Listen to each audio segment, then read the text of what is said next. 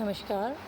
BSc part second के electrochemistry first chapter में आज हम स्टडी करेंगे कोलराउश लॉ, या जिसे हम कहते हैं स्वतंत्र अभिगमन का नियम। स्ट्रॉन्ग एंड वीक इलेक्ट्रोलाइट के लिए यूज़फुल है। स्ट्रॉन्ग इलेक्ट्रोलाइट के लिए लैम्डा इनफाइनाइट की वैल्यू कर्व के एक्सट्राप्लोटेशन से डिटरमाइन हो जाती है, परंतु वीक की नहीं, जैसा कि हमने लास्ट लेक्चर में पढ़ा था। कोलराउश लॉ की हेल्प से वीक इलेक्ट्रोलाइट के लैम्डा इनफाइनाइट की वैल्यू को डिटरमाइन किया जाता है। इसे स्वतंत्र अभिगमन का नियम क्यों कहते हैं?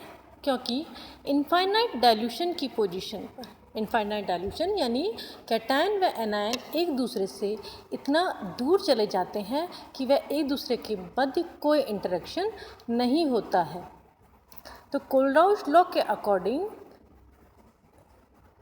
डाइल्यूशन इंक्रीज करने पर, अर्थात इनफाइनाइट डाइल्यूशन की पोजीशन पर जब आयंस के बीच कोई इंटरेक्शन नहीं होता, अर्थात अट्रैक्शन फोर्स 0 हो जाता है, तो आयन स्वतंत्रतापूर्वक इलेक्ट्रोड की ओर मूव करने लगते हैं।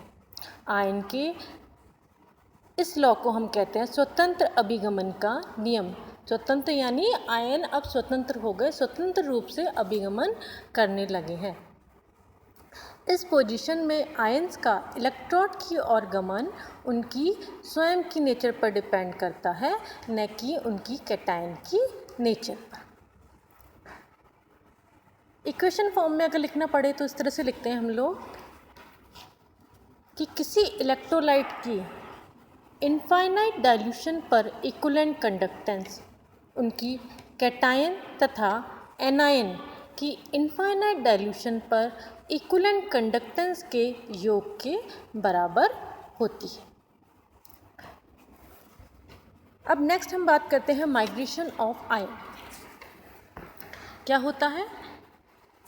हमने एक एग्जांपल लिया, सपोज हमने NaCl और HCl दोनों को सेम कंसंट्रेशन, सेम टेम्परेचर पर हमने इनकी इक्विवेलेंट कंडक्टेंस को डिटरमाइन किया। तो हम देखते हैं कि HCl की जो इक्विवेलेंट कंडक्टेंस है वो NaCl की इक्विवेलेंट कंडक्टेंस से 3 टाइम अधिक है।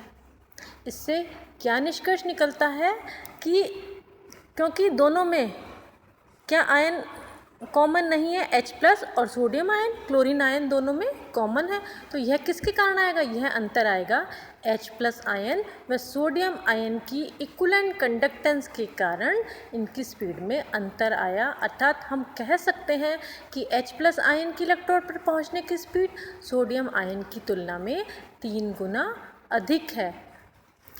डेफिनेशन देखते हैं हम इसकी कि 1 वोल्ट पर सेंटीमीटर पोटेंशियल ग्रेडियंट या विभव प्रवणता पर किसी आयन द्वारा प्रति सेकंड तय की गई दूरी आयनिक माइग्रेशन कहलाता है।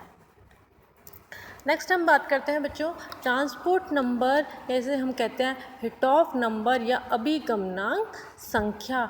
ये आपके चैप्टर में बड़े क्वेश्चन में भी आता है, छोटे क्वेश्चन में भी। Very very important topic. तो अभिगमन संख्या क्या होता है कि किसी इलेक्ट्रोलाइट की कंडक्टेंस आयंस की nature, present charge, concentration, viscosity पर डिपेंड करता है। क्या होता है?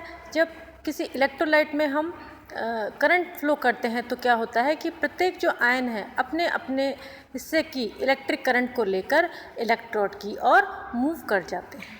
अर्थात टोटल इलेक्ट्रिक करंट का वह अंश जो किसी आयन के द्वारा इलेक्ट्रोड पर ले जाया जाता है उसे आयन का ट्रांसपोर्ट नंबर या हिटॉफ नंबर कहलाते हैं। सपोज जो टोटल इलेक्ट्रिक करंट है वो कितनी है? U+V। और मान लें कि कैटायन द्वारा ली गई इलेक्ट्रिक करंट U, एनायन के द्वारा ली जाने वाली करंट V, तो ट्रांसपोर्ट नंबर ऑफ कैटायन हो गया U/U+V, जिसे हम शो करते हैं NC से। तो ट्रांसपोर्ट नंबर एनायन हो गया V/U+V, जिसे हम शो करते हैं Na से। अब कैटायन व एनायन जो दोनों का ट्रांसपोर्ट नंबर को हम शो करते हैं NC व Na से शो करते हैं। तो कैटायन व एनायन के ट्रांसपोर्ट का जो योग होता है वो किसके बराबर होता है? हमेशा 1 के बराबर होता है। NC + Na = 1। NC की वैल्यू पुट कर देते हैं U/U + V, Na की वैल्यू पुट कर देते हैं V/U + V।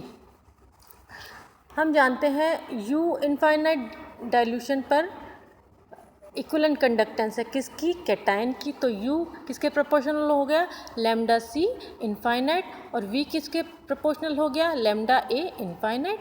तो अब इनकी वैल्यू हम यहाँ पुट कर देते हैं। तो जो इक्वेशन आ गई λC infinite upon λC infinite plus λA infinite = NC, और λA infinite upon λC infinite plus λA infinite बराबर है Na के। तो इनका योग होता है वो 1 के बराबर होता है। NC + Na = 1। यदि A की वैल्यू पता है, Na की पता है तो NC निकाल सकते हैं, और NC की पता है तो हम लोग Na निकाल सकते हैं। कल हम डिटर्मिनेशन ऑफ ट्रांसपोर्ट नंबर को किस तरह से निर्धारण करते हैं इसकी स्टडी करेंगे। Thank you.